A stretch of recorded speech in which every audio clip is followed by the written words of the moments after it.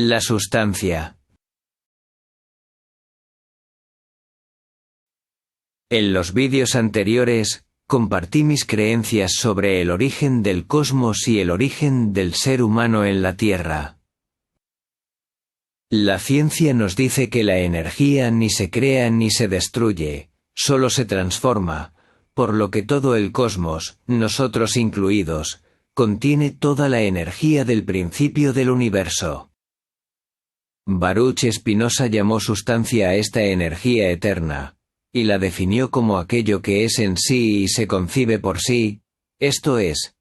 aquello cuya creación no precisa de otra cosa. Por ello, debe entenderse que la existencia de la sustancia es una verdad eterna. El concepto sustancia encaja muy bien con las teorías de que el cosmos es un único ente, una única energía, y que cada ser en el cosmos es una de las partículas que forman el todo, con todas las propiedades y atributos de esa única sustancia.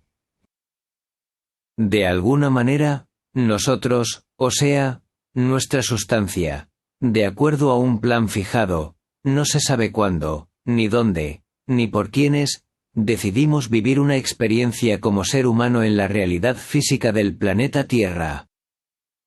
Para ello, nuestra sustancia eterna e inmaterial se encarna en un embrión y, mientras se desarrolla el cuerpo físico, la sustancia implanta la mente en el cerebro humano, como interlocutor entre la sustancia misma y el cuerpo físico. La mente se desarrolla con 3 instrucciones básicas.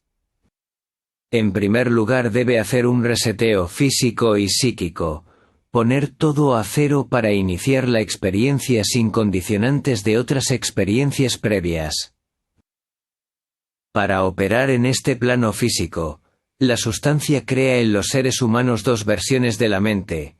mente consciente, como actor único y principal ante el mundo físico, y la mente inconsciente, que, subordinada y en comunicación directa con nuestra sustancia, dirige sibilinamente al consciente en su interacción con los demás entes.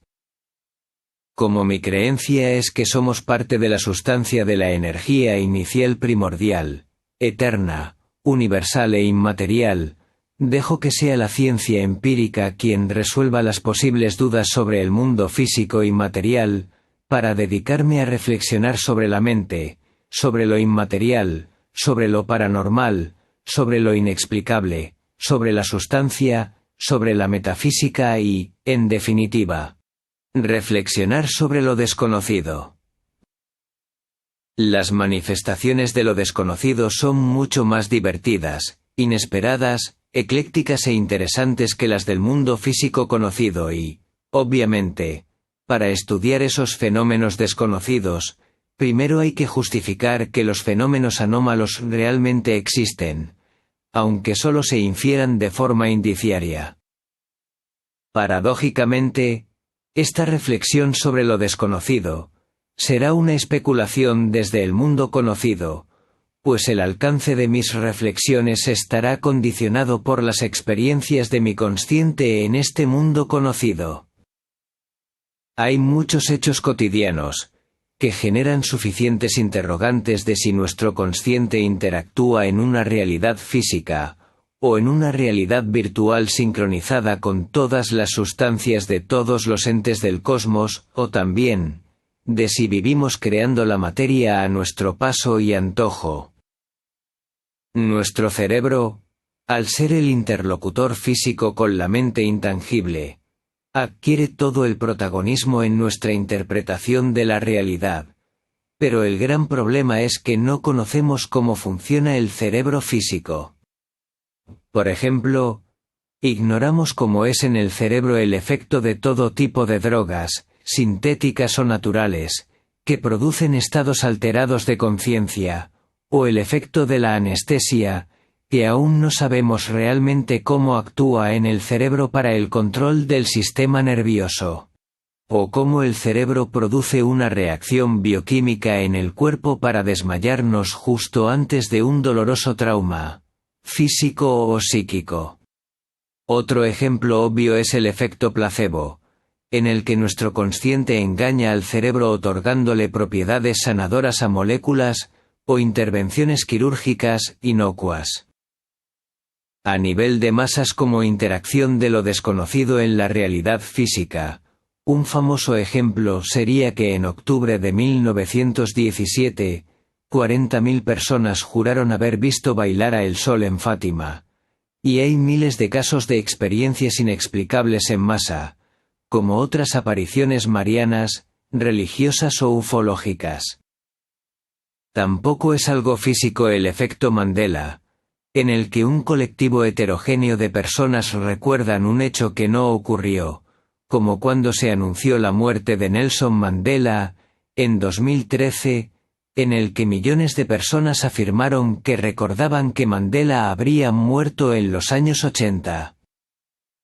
Lo expuesto hasta aquí podría valer para justificar el dedicar tiempo a reflexionar sobre lo desconocido, pero aún puedo citar más fenómenos inexplicables y mucho más anómalos. Por ejemplo, las experiencias cercanas a la muerte. Encontramos miles de relatos y libros en todas las culturas y épocas sobre las experiencias cercanas a la muerte, dándose ahora un auge gracias a la globalización tecnológica. Cuando uno se encuentra con el testimonio del neurocirujano Eben Alexander, o del psiquiatra Raymond Moody, entre muchísimos otros testimonios de profesionales de la medicina de todo el mundo, no queda más remedio que, como mínimo, confirmar que ocurre algo no físico y desconocido en las experiencias cercanas a la muerte. Además,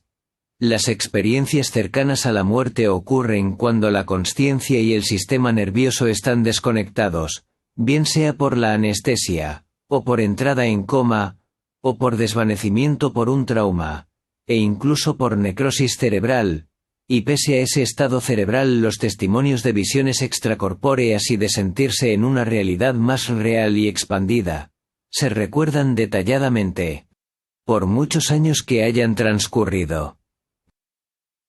Esta última evidencia confirma que la sustancia, la mente, el alma o como queramos llamarlo, no está ligada físicamente al cerebro, y por ende al cuerpo físico, existiendo en un mundo más allá del consciente y de la física que conocemos. También está comprobado cómo nuestra mascota sabe el momento preciso en el que, a kilómetros de distancia, decidimos regresar a casa, o cómo los seres vegetales reaccionan con conciencia ante el entorno. Hay miles de ejemplos sorprendentes de la comunión entre los seres humanos, los animales y los vegetales, tanto entre sí como entre estas tres especies de seres sintientes. Para saber más, todo lo que expongo puede ser ampliado con una simple búsqueda en Internet. Lo dicho, es suficiente para entender que nuestra sólida realidad tiene los pies en el fango de lo desconocido y que debemos investigar en la realidad no física subyacente.